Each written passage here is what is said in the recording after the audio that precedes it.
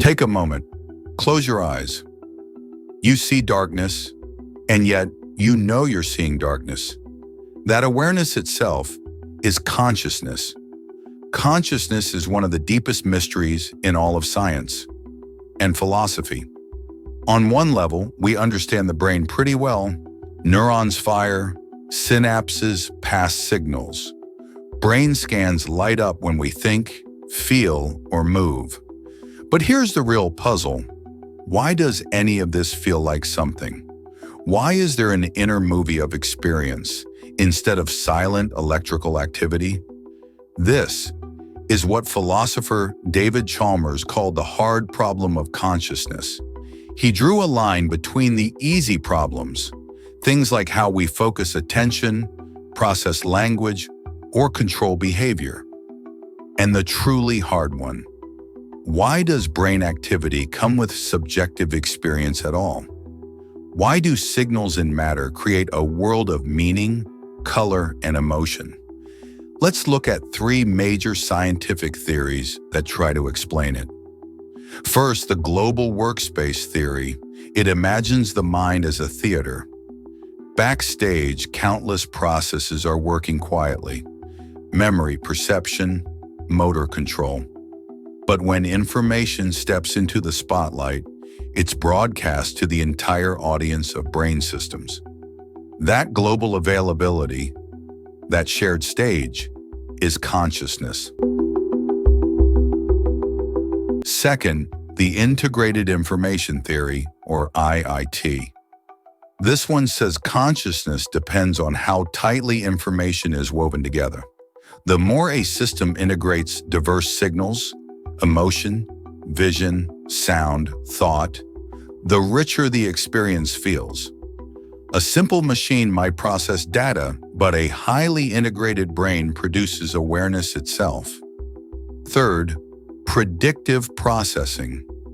Here the brain is seen as a prediction engine, always guessing what's next, comparing reality to expectation. Consciousness might be the way the brain keeps track of those tiny gaps, the prediction errors, between what it expects and what actually happens. It's an elegant model, but again, it doesn't fully explain why these patterns of information should feel like joy, pain, or the color red.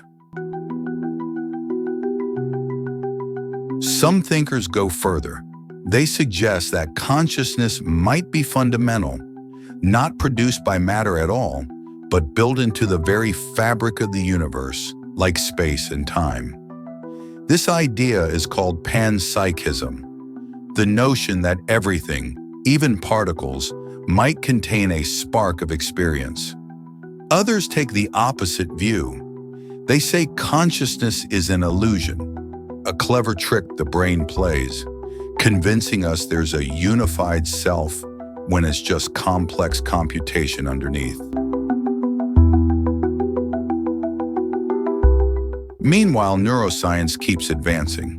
With EEGs and fMRI scans, scientists can sometimes detect faint signs of awareness in patients who appear comatose. Anesthesiologists can watch as consciousness fades under sedation and returns as the drugs wear off. We can even observe brain patterns that correlate with experience.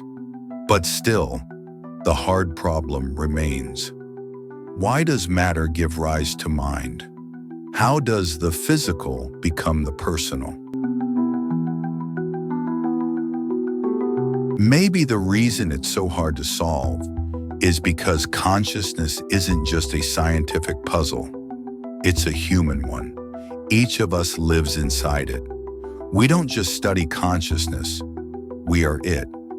Right now, as you listen to this voice, you're not only hearing, you're aware that you're hearing.